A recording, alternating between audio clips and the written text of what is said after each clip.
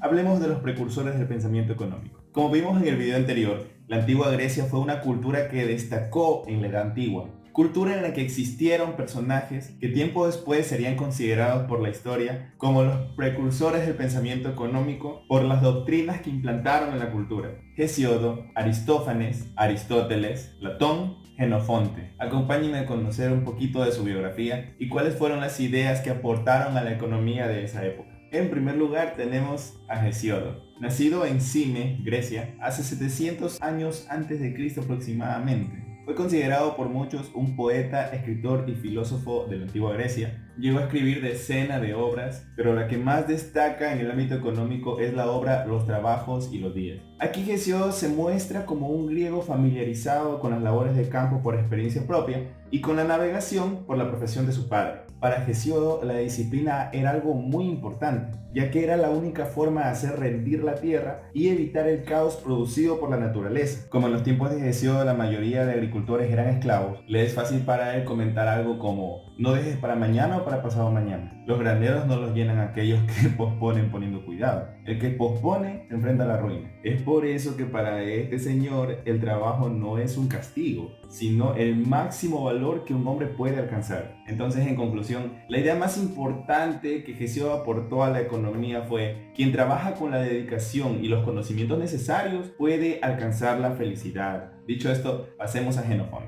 Nacido en el año 431 a.C.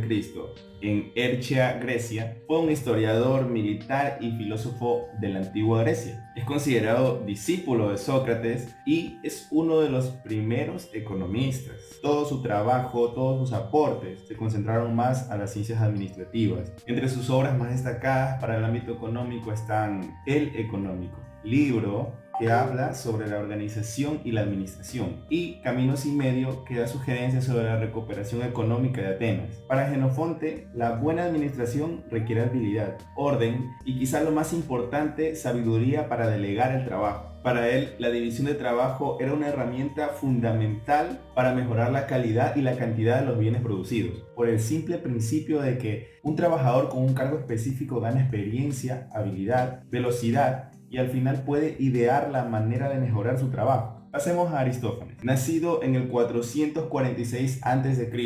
en la antigua Atenas, Grecia, fue considerado un comediógrafo, llegando a publicar decenas de obras, entre las que destacan Las Nubes, Lisístrata y Pluto. Hoy por hoy muchos economistas lo consideran filósofo que fue muy destacado en su época. Tenía una capacidad analítica impresionante. Dedicó gran parte de su vida a las obras literarias y por medio de ellas criticar la sociedad en la que vivía y a sus líderes y representantes. Sus aportes a la economía las dio a conocer por medio de sus obras. Por ejemplo, en Pluto aborda la mala distribución de la riqueza. La motivación para escribir sus obras la encontró cuando vio el crecimiento de las ciudades griegas, y es ahí donde él se hace la pregunta: ¿realmente nos conviene que en una sociedad el Estado sea el que satisfaga todas las necesidades y los esclavos hagan todo el trabajo? Pasemos con Platón. Nacido en el 427-428 a.C.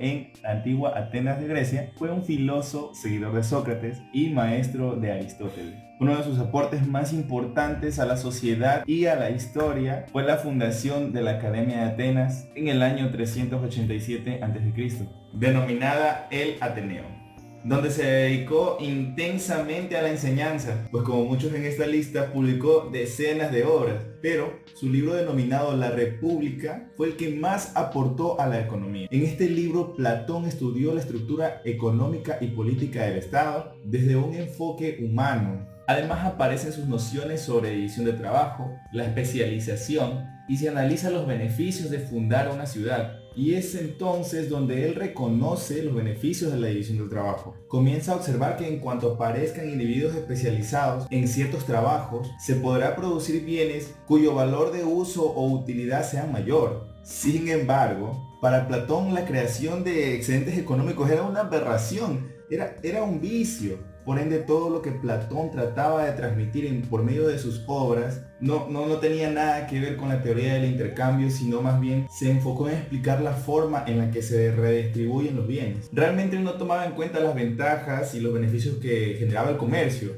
y cómo el Estado puede regularlos. Como último griego, pero no menos importante, tenemos a Aristóteles. nacido en 1804 a.C. en Estágira, Grecia, fue un filósofo, polímata y científico griego. Publicó un centenar de libros que para la economía el más relevante fue La política y la ética nicomaquia. En su libro nos habla de cuestiones políticas y económicas, pues fue el primero en plantear los problemas económicos. Aristóteles nos habla mucho del Estado, y como tal él plantea que el Estado surge de la familia, de la unión de varias familias surge la aldea, y de la unión de varias aldeas surge la ciudad. Por ende, la ciudad surge de la necesidad de satisfacer las necesidades no cotidianas, de modo que la finalidad y el origen del Estado es vivir bien, para que los ciudadanos puedan tener una vida buena y feliz. Aristóteles sostenía que la propiedad privada era indispensable para el desarrollo económico y la paz social. Además, él consideraba que para facilitar el intercambio comercial se debe emplear una moneda, ya que el trueque era una operación poco equitativa y para nada eficiente. ¿Cómo intercambias cosas distintas que tengan el mismo valor? ¿Cómo encuentras a la persona que quiere intercambiar y que tenga lo que necesita? El trueque es muy poco eficiente. Aristóteles decía que el único uso que le puedes dar al dinero es gastándolo. Para él la acumulación del dinero no es algo natural. Él decía que el interés era una usura. El dinero no puede aumentar por el simple hecho de pasar de mano en mano. Esa no era la naturaleza del dinero, el fin del dinero. Por eso sostenía siempre que el intercambio únicamente puede existir para satisfacer las necesidades, más no para la acumulación de riqueza. Abro paréntesis. Ya que estamos hablando del valor, ¿qué nos dice Aristóteles en su teoría del valor? Aristóteles nos dice que todo objeto puede ser utilizado de dos formas, como medio de uso y como medio de cambio. Para que un objeto tenga un valor de uso, tiene que satisfacer la necesidad de quien lo adquiere. Por otro lado, un objeto tiene valor de cambio cuando ha sido creado para cambiarlo por otro. Veámoslo en un ejemplo.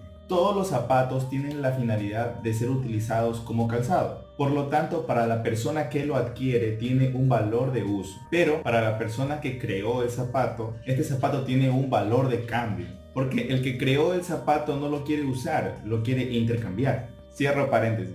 Antes de terminar, hablemos un poquito de los hebreos y sus aportaciones en materia económica. Son un antiguo pueblo semita establecidos en el año 616 a.C. Se establecieron en la región que hoy es Palestina y linderaban al oeste con el mar Mediterráneo, al este con el río Jordán y el mar Muerto, al sur con la península de Sinai y al norte con el Líbano. Sus principales aportaciones a la economía fueron su sistema tributario, su sistema de gobierno y su comercio. Las características de este pueblo era que su actividad principal era la agricultura, comerciaban los excedentes agrícolas pero sin ser una actividad primordial. Ellos tenían un alto concepto del trabajo. Existía la esclavitud pero también existía el trabajo y los hombres libres, los cuales tenían un salario. Dato curioso. Para los hebreos, el comercio era una actividad deshonesta. No se fijaban precios uniformes para los artículos de todo el país. Y lo máximo que podías ganar si comercializabas un artículo era un sexto de su valor. Es decir, si yo tenía una gallina que me valía $6, únicamente la podía vender a $7.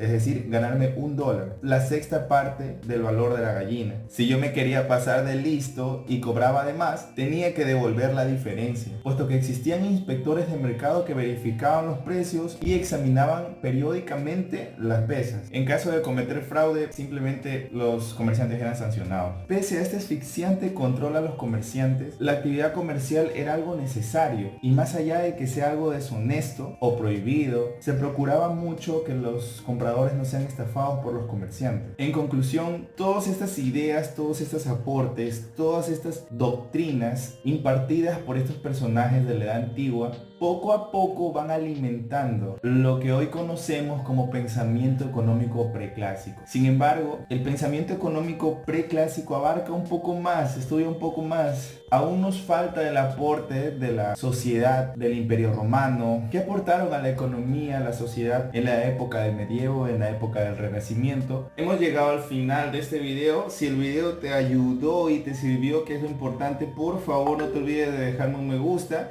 y compartirlo con todos tus compañeros de clase. Un saludito y hasta la próxima.